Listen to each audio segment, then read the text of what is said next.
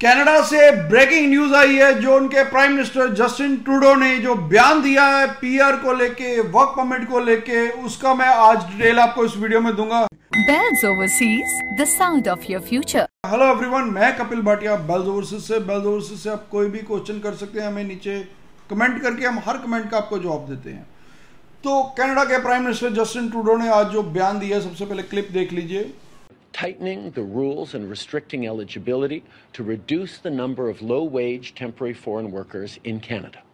We'll also be looking at changes to the high-wage stream of the program as part of the minister's expedited 90-day review. और आज जो बयान है इसका मैं आपको मतलब समझाता हूँ। कनाडा ने पहले से ही फिगर दी हुई है कि 2024 में 4,85,000, 2025 में 5 लाख, 2026 में अगेन 5 लाख, तो इनको हम पीआर करेंगे। अब उन्होंने कहा है कि इस फिगर को कम किया जा सकता है, यानी कि अब पीआर वाला जो कोटा उन्होंने फिक्स किया उसको भी कम किया जा सकता है। दूसरा उन्होंने कहा है कि लो वेजेस जो लिमिया था, जो वर्क परमिट है, उसको भी बंद कर दिया गया है। वो 26 सितंबर से ये लागू हो चुका है। तो जो 70,000 स्टूडेंट्स प्रोटेस्ट कर रहे हैं क्योंकि उनका जो वर्क परमिट है वो ऑलमोस्ट एक्सपायर हो रहा है, तो उन्होंने भी ये कहा है कि हम कनाडा में आए हैं, बहुत सारा पैसा खर्च के हमने यहाँ से फीसें भरी हैं, यहाँ से एजुकेशन ली है और अब हम कनाडा की सोसाइटी का पार्ट बन चुके हैं। तो हमारे सिर पे ये तलवार लटक रही है, हमारा वर्क परमिट एक्सपायर हो रहा है तो पीआर नहीं हो रही। क्योंकि जो स्टेट्स थी, जैसे कि पहले हम स्टूडेंट्स को खुद ही गाइड करते थे कि आप ओंटारियो या ब्रिटिश कोलंबिया से मूव कर दीजिए दूसरी प्रोविंसेस में, जैसे कि अटलांटिक रीजन में। तो अब प्रिंस एडवर्ड आइलैंड जो प्रोविंस है, उन्होंने भी ये अनाउंस कर दिया कि वो भी 25% कोटा कम कर दिया उन्होंने। और जो न्यू ब्रंसविक है, उन्होंने भी ऑलमोस्ट पीएनपी जो आउटसाइड अदर स्टेट से होता था उनको भी वो बंद कर दिया ऑलमोस्ट। तो कहीं ना कहीं जो 70,000 स्टूडेंट्स है वो प्रोटेस्ट कर रहे हैं इसी वजह से कि अब हमारे फ्यूचर का क्या होगा।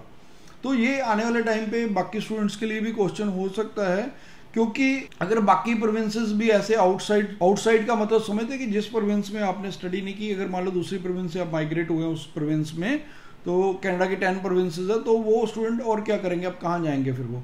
तो इसलिए अब कनाडा की गवर्नमेंट इस पे देखते हैं कि क्या एक्शन लेती है। हालांकि जो प्रोटेस्ट कर रहे हैं, मैं उनको भी कहूँगा कि कोई लीगल एक्शन साथ में लें। आपकी लीगल ऑप्शंस भी हैं, आप कोर्ट में जा सकते हैं, आप उसके लिए भी अपनी रिट वगैरह, पिटिशन वगैरह डायल करें, वो ज़्यादा इफेक्टिव रहेगी। चलो आपने गवर्नमेंट तक भी अपनी आवाज़ पहुंचाई है, वो भी चलो एक जरिया ही है प्रोटेस्ट का, बट लीगल ऑप्शन साथ में लें वो स्टूडेंट्स भी। अब जो बाकी स्टूडेंट्स हैं उनको को भी कल को वर्क परमिट पे जाना है, उनको भी देखना पड़ेगा। उन्होंने कनाडा की गवर्नमेंट ने अब क्लियरली अनाउंस कर दिया कि 26 सितंबर 2024 से ये एप्लीकेबल हो जाएगा कि अब लिमिया बंद कर दिया गया है लो वेजेस के लिए।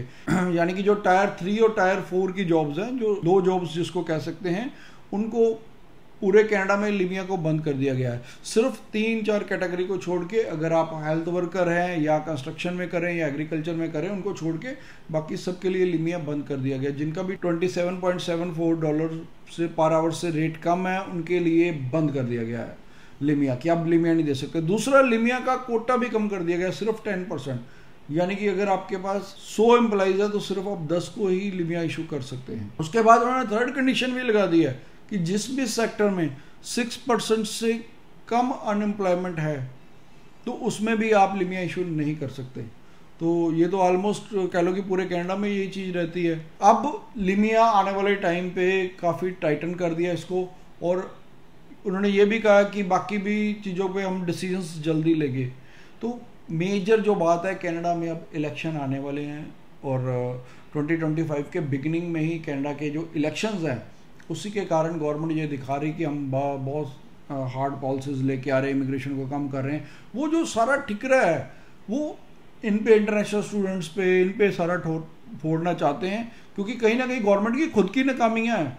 उनकी खुद की नाकामियाँ हैं कि वो हाउसिंग नहीं बना पाए या जॉब्स एम्प्लॉयमेंट नहीं दे पाए, बिजनेस को नहीं ले पाए, जीडीपी को नहीं बढ़ा पाए, तो कहीं ना कहीं उनकी नाकामियाँ थी। लेकिन वो सारा ठिकरा इन पे फोड़ के अपना कहना चाह रहे हैं जी हमने पीआर कम कर रहे हैं, लिमिया कम कर रहे हैं, वर्क परमिट बंद कर रहे हैं, टीआरबी को कम कर रहे हैं। तो ये सारे दिखावे के जो कर रहे हैं स्टेप्स, उससे कहीं ना कहीं फ्यूचर का जो स्टूडेंट्स का फ्यूचर है वो कहीं ना कहीं उस पर प्रॉब्लम आ सकती है।